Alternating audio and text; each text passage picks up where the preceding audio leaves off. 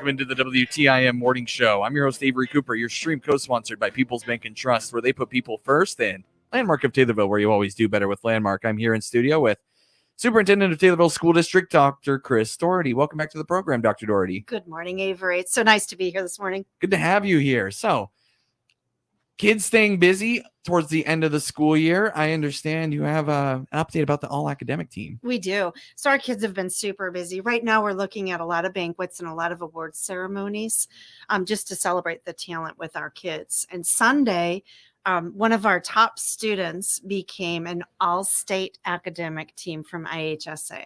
So in the state, they select 13 males and 13 females who are athletes with top scores in they're called champions for life.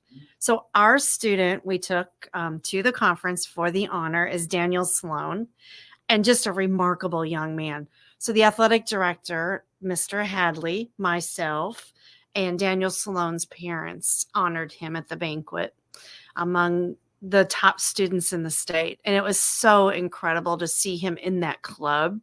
And the interesting thing is his two brothers, he's the third kid in a row in his family. His two brothers also received that honor. And there's 4 kids in the family. There's a little brother, Jesse, who's going to be a junior next year. So not that there's any pressure, but they certainly have been successful. So when you look at Daniel Sloan, the things that really stood out were his commitment to service. So I think, it's always really wonderful to have a student that gets noticed for their good work. He's got great test scores. He's got wonderful college opportunities. Pretty soon he's going to declare, so we'll know exactly where he's landed. Signing day. Yes, and he's looking at biomedical engineering. Oh, wow. So just an absolute brilliant man. But I think the hallmark of what makes him so successful, I've had the opportunity to mentor him and really get to know him these last couple of years. He leads our student council, and he's a representative for the students at school. So he's got a lot of feedback between the kids and between myself. And we talk a lot, but he's really good at using his resources. So he'll meet with the journalism teacher and he'll refine some writing. He'll meet with Mr. Revico and work on his mathematics training. He'll meet with myself and we'll work on scholarships and applications. And then he'll meet with the CEO leader and he'll set up ways that he can lead as a volunteer in the community. Sorry to interrupt you. The Creating Entrepreneurial Opportunities Program. Yeah. Yes. CEO. Just wanted to clear. Yep. Yeah. So he's just remarkable. He seeks out support and then he seeks out way to support the community. You'll see him volunteering in meals programs and in training young people. He really is a top believer in physical fitness. So he's run a moving company and helped out people in the community and organizes teams of students and neighbors, and just amazing. He's on the cross country team. So Steve Walters has been his coach, and the kids that are on the cross country team they're so tight knit. They work really hard year round and they support each other. So he talked a little bit about the trials and tribulations of being an athlete at that level. And he was out for a run and training early. And he said a shorter run turned into a longer and he ended up with an ankle injury. So he had to fight his way back out of that injury. And when you're a runner, you don't do well in the period of time that your ankle is injured. So he's had a lot of fortitude and a lot of mental strength just playing out through the sports arena too. So very, very proud of Daniel Sloan. I'm proud of his impact on other students, but I also think he's an example for kids to look up to. And that's really what we want in student leaders. It's hard work and it's communicating clearly and it's caring for others, because you not only need to be a good student and a good athlete, but you have to have a heart and you have to have a way to inspire others and to give back. And he's really figured that out. So I'm super proud of Daniel Sloan. It was quite an honor to spend Monday evening in Bloomington at the state banquet with him. Yeah. Did he provide any sort of speech? How did that go? He did. Yeah. Yeah. Each of the students were interviewed and there was a video production made. So they kind of were led through some questions and then their coach was interviewed to say some things about the students. So Daniel talked about the family he's in and the work ethic. And just how he didn't want to let his family down because his two brothers had set the bar so high. So he said, I've done well for the family name. And there's some pressure there when you're a middle student, and you've had very successful older siblings. So he stood up to that. And then his coach just talked about how he perseveres and how he goes after stuff. He's not one to give up. And as I look at what he is capable of doing in college, like that's going to continue. He's going to work hard. He's going to seek out ways to excel, and he's going to seek out ways to make the world better. So very proud of him. I can't wait to watch his career. Us as well. Again, that he's selected to the all academic team. Yep. It's called Champions for Life. Thank you. And it's the Sports Association, IHSA.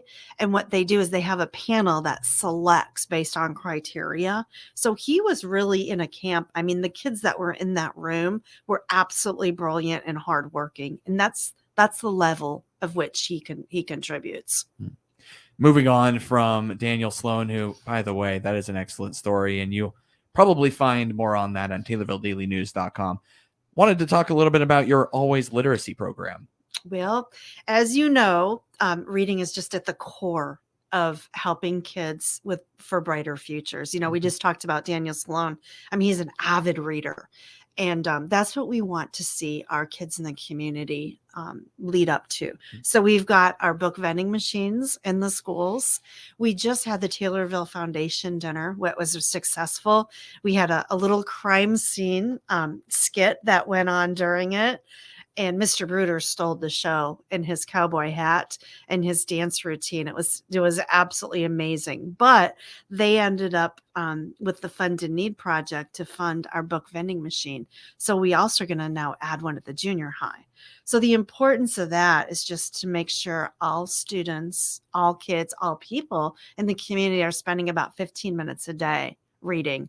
And that will translate to just brighter futures and brighter minds and the ability to do better in school and in society. I'm trying to imagine a book vending machine. Can you paint a little bit of a picture for everyone? Well, it's a thing of beauty. So, you walk up to a vending machine if you're going to select your snack. You've seen those out in public. This is the same thing. It's racks of books that are displayed. So you can take a look at the front cover and you put your token in that you receive for following school rules and stepping forward. You get out rewarded with tokens in our school district. And then you pop your token in and you push your selection button and out pops the book of choice and it's yours. This is a program to get books into the hands of kids so they can read them and share them and have them in their homes. In other words, you don't have to take it back to a library or anything. Nope. That is your book. You earned it. It's your book. That's awesome. Let's go ahead and take a break. I want to talk about the building committee, but not enough time before the break. So let's take that break that I've been talking about. Have I mentioned we're taking a break yet? We're taking a break here on the WTIM Morning Show with Taylorville School District Superintendent Dr. Chris Doherty. I'm Avery Cooper. Your stream co-sponsored by Landmark of Taylorville. You always do better with Landmark and People's Bank and Trust, where they put people first.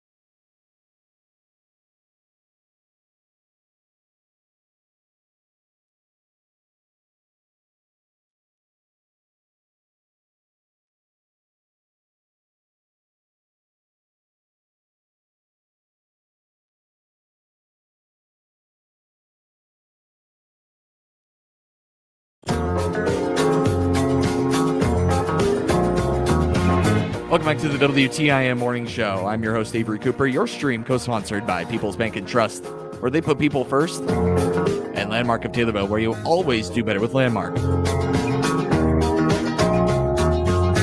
I'm here in studio with Taylorville School District Superintendent Dr. Chris Doherty. Dr. Doherty, last time you came on the program, you mentioned a sports complex and fine arts auditorium that is, well, it's in the planning stages.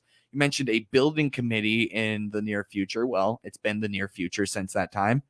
What's that update like right now? So we're continuing through the process.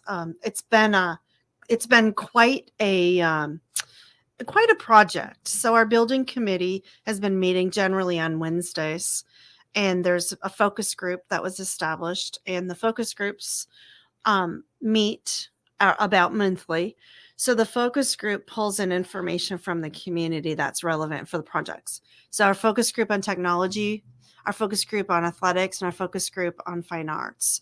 So we just finished the second round of the focus group work, and then we pull that together to a steering committee. The steering committee's got leaders from each of those teams that comes together with the building committee and board of education, and they share the information that's come forth. So where we are now, this last Wednesday, we had our second round of focus. And then in 2 weeks, we come back together with the architects, with the engineers. We sent them out on some fact-finding missions, because we started off with what exactly, if we could afford, what are the exact features that we would want. That was the first round of focus groups. The second round was more realistic. We do have a capped budget, and what are the actual components that are necessary. So that was the most recent conversation. So following that meeting, the architects and engineers have a to-do list. So today they're looking at structural integrity of that east wing at the high school, and they're looking at the age and the holding pattern of the mechanical system in the building to see what its lifespan is. Because one of the conversations is we may need to remove the east wing at the high school in order to make the property more viable, and then have space for where we go. And the next thing they're looking at is just making cost-effective construction recommendations for the two areas that we're looking to put together. So that's what's going on behind the scenes, and also up front with the committee work. With the potential, well, the architects right now are looking at the east wing. Is that something that's been needed to address for a while outside of the sports complex and fine arts auditorium? Or is this, does it go hand in hand with that project? It both. For many years, the communities looked at the east wing to see what its lifespan really is. It's construction from the 50s, and the original high school is construction from the 30s. And there just is really a different amount of integrity to that work. The original high school is double bricked, and it's very firm, well put together structure. Right now we're tuck pointing it, and tuck pointing is where you replace the cement in between the brickwork, because if that starts to melt, then you have integrity issues with leaking and things like that. So we're working on the main structure of the high school, and we are evaluating the viable life of that east wing. But it's been talked about probably for about 15 years here in the community, whether or not it's been utilized and it's been vacated. And right now it's housing the district office. So we'll see what the report comes back from the mechanical engineering and architect team, and then we'll be able to make a decision, as to whether or not it stays or goes. What did some of those focus groups find that they sent on recommendations to the steering committee? Well, for the athletics, they really wanted enough space. So one of the features that they recommended were 3 courts. And one of the features that they felt they could live without if it was cost prohibitive was an indoor track.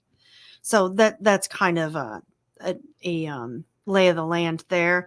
But the facility would house wrestling, it would house weightlifting, it would house a coaching area, it would house locker rooms, and it would house the ability to have multiple things going on at once. For instance, volleyball, badminton, jogging, and volleyball, basketball, batting cages. So there would be different zones, and they would have drop down areas and some portable bleachers so you could do some spectator work as well.